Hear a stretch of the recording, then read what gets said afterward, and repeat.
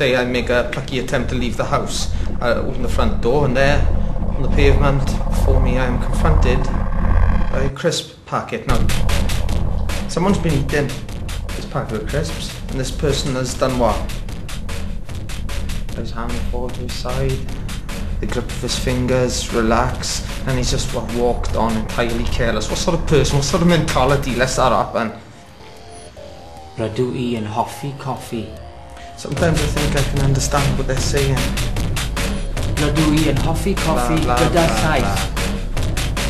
Rydw I yn hoffi coffi gyda llaeth. Blah, blah, blah, blah, blah, blah, blah. Why didn't you leave me alone?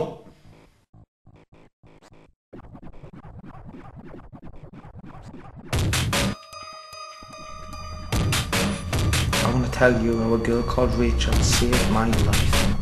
A wi moyn gweithio chi am sut nath rhywbeth arall achub fy mywyd.